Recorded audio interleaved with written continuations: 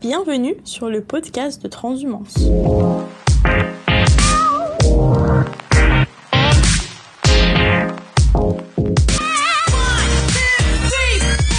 Aujourd'hui, nous nous retrouvons pour un nouveau numéro présenté par Claire Courroyer. Bonjour et bienvenue sous l'arbre à palabres dans notre nouvel épisode intitulé « Accéder aux autres ».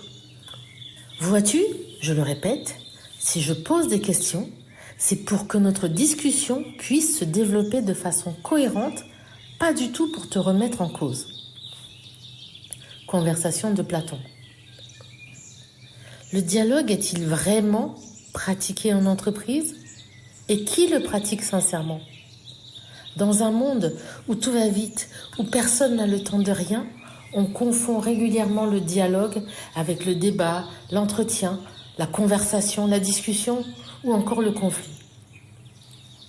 Mais au sens socratique du terme, dialoguer, c'est rechercher conjointement la vérité, accepter de ne pas tout savoir et grandir par l'échange. Dialoguer, c'est aller de soi vers les autres et des autres vers soi. C'est la raison pour laquelle le dialogue socratique ne vise pas à échanger de l'information ni à convaincre l'autre du bien fondé de sa pensée comme dans un coaching professionnel. Le dialogue exige un respect pour la parole de l'autre, un effort réel pour le comprendre et l'acceptation de voir sa propre pensée remise en question. Le dialogue consiste en un double mouvement qui permet de penser et d'agir ensemble et d'avancer dans la même direction. En d'autres termes, dialoguer, c'est accepter par avance de pouvoir être remis en cause par autrui. Et il ne peut pas y avoir de dialogue constructif sans 3 règles du jeu de base. Le but, les principes et les conditions. Il peut d'ailleurs y avoir plusieurs buts dans la démarche de dialogue. Premier but, s'accorder sur la vérité. Non pas la vérité absolue, mais sur ce qu'il y a à chercher ensemble. Et attention aux faux problèmes qui font légion dans les entreprises. Il faut oser questionner l'existant. Deuxième but, peut-être de vouloir grandir ensemble, c'est-à-dire faire sans dire comment faire, mais quoi faire. Troisième but du dialogue, peut-être de vouloir donner du sens à ce que l'on fait. Pourquoi faisons-nous les choses que nous faisons ? La quête de sens n'est pas une perte de temps. Elle permet le partage de la vision et donc l'alignement dans l'action. Et un 4e but pourrait être de s'accorder à entrevoir de nouvelles possibilités pour innover, s'inscrire dans une attitude de questionnement permanent car il faut se méfier de ce qui est évident ou de ce qui est fait au prétexte qu'on l'a toujours fait comme cela. La 2e règle pour instaurer le dialogue relève des principes et il y en a 2 majeurs. Le premier, suspendre son jugement, c'est-à-dire questionner avant de juger la pensée de l'autre, la mépriser ou l'admirer, mais plutôt chercher à la comprendre. Ce n'est jamais du luxe que de poser des questions. La 2e règle, c'est mettre sa pensée à l'épreuve, c'est-à-dire argumenter. Nos arguments sont souvent faibles, arguments d'autorité et arguments d'habitude. Réfutons alors les arguments et pas l'interlocuteur. Il n'y a rien de personnel. C'est très important de développer son argumentaire. Enfin, pour qu'un dialogue puisse exister, il faut créer 2 autres grandes conditions. 1. La bienveillance. 2. Le courage. Revenons sur la bienveillance, c'est-à-dire la confiance en la capacité de l'autre à contribuer à la résolution d'un problème commun. Être bienveillant ne signifie toutefois pas être complaisant et accepter n'importe quoi. La 2e condition, c'est le courage. Il faut être courageux pour dialoguer. Il faut être courageux pour dire ce que nous pensons réellement, comme il est courageux pour celle et celui qui pratique la parésia. La parésia, c'est quoi ? Ça consiste à dire la vérité, sa vérité, sans dissimulation ni réserve. C'est un dire vrai qui constitue une vertu, mais qui ne passe pas toujours dans une société qui se noie dans les apparences et la façade. Pour accéder à l'autre, il est aussi tentant de nous relier aux autres via les sentiments qui nous inspirent. Mais ceux-ci peuvent être trompeurs et superficiels, les sentiments. C'est l'exemple même de la sympathie décrite par Adam Smith, qui dit que nous sommes reliés les uns aux autres par un principe inscrit dans la nature humaine, celui de la sympathie, qui nous fait nous intéresser au sort des autres. Gare cependant à la confusion entre la sympathie et l'empathie, puisqu'elles toutes les deux ont le fait de s'associer à l'état ou au comportement d'autrui.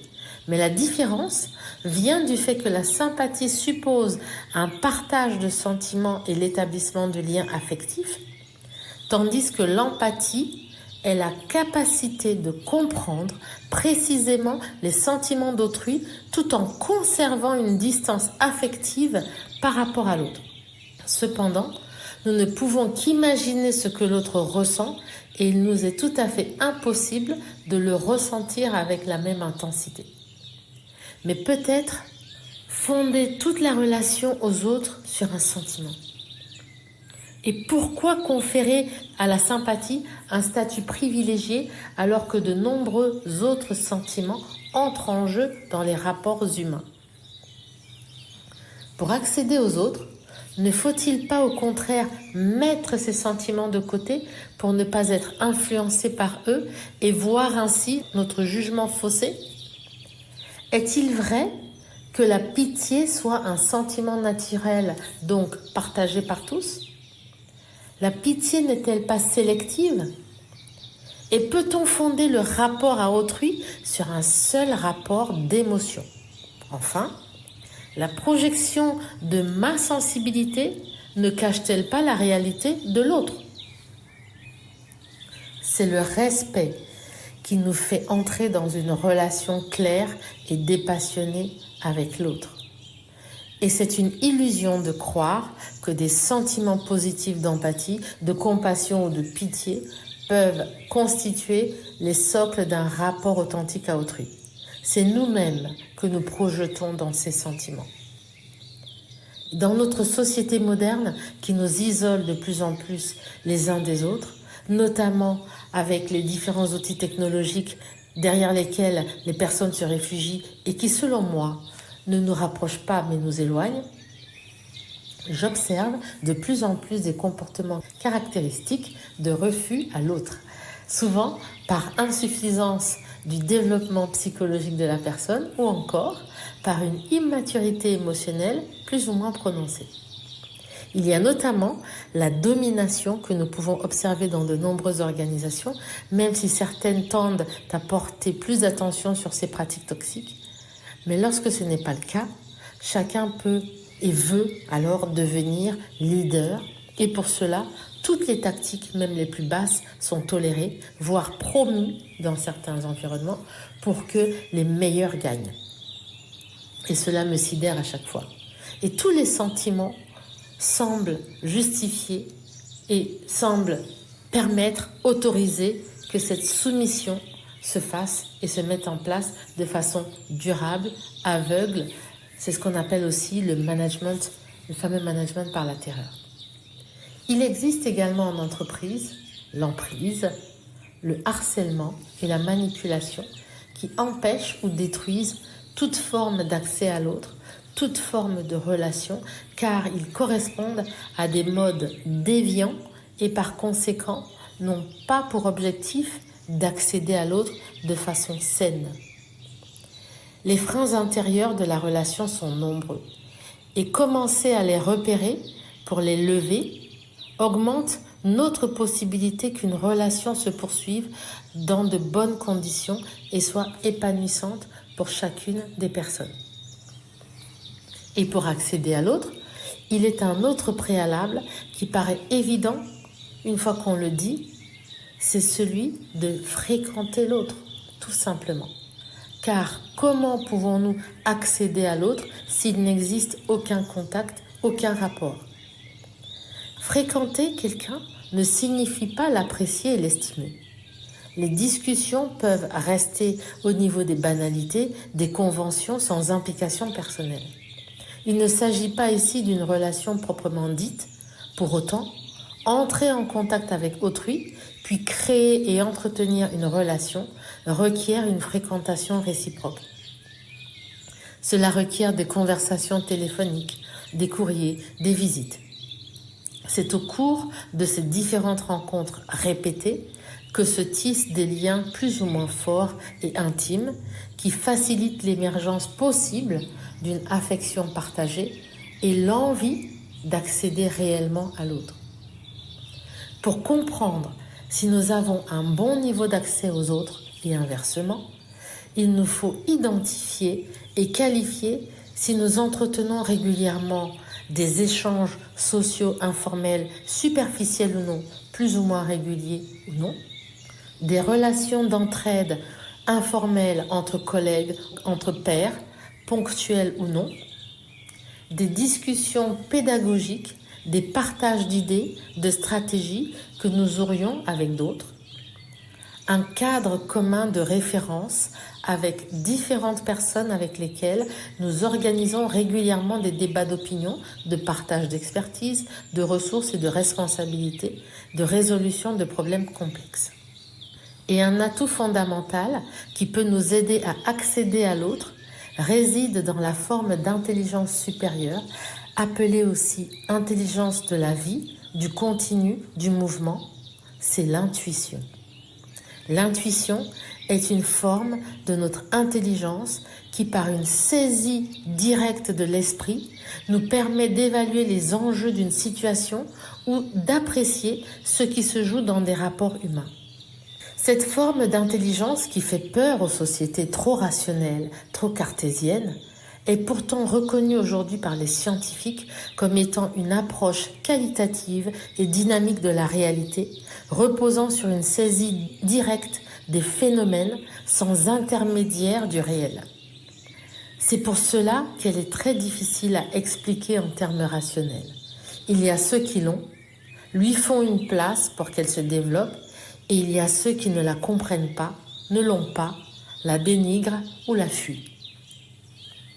On peut même considérer que c'est l'intuition qui nous mène à la conscience élargie pour trouver le sens, car elle est au service du sens. Donc, si l'intelligence rationnelle permet d'analyser les faits établis dans le passé, c'est l'intuition qui ouvre le champ de la nouveauté. C'est elle qui permet de concevoir des idées nouvelles et d'avoir une pensée créatrice. Je l'utilise dans les situations qui requièrent une approche qualitative, une saisie du mouvement et du changement pour appréhender mon environnement, mes interlocuteurs, les interactions, et elle m'est d'une aide inestimable dans mon métier. L'éducation occidentale est empreinte de dualisme, parce qu'elle souhaite à tout prix séparer l'esprit du corps dans une optique de contrôle et de maîtrise, notamment de nos émotions. Or, les émotions nous sont indispensables, y compris pour accéder à l'autre, car elles constituent un système dont l'évolution humaine nous a dotés pour nous permettre de survivre, qu'elles soient négatives pour nous mettre en alerte ou positives pour nous encourager ou nous récompenser. Être privé de nos émotions peut nous rendre totalement inintelligents vis-à-vis de l'autre, car elles font partie intégrante de notre intelligence et de la relation à l'autre. Alors, avec tout ce que je viens de vous partager, on comprend à quel point accéder à l'autre peut être complexe, périlleux et en même temps profondément enthousiasmant lorsque la rencontre se fait et que la magie opère.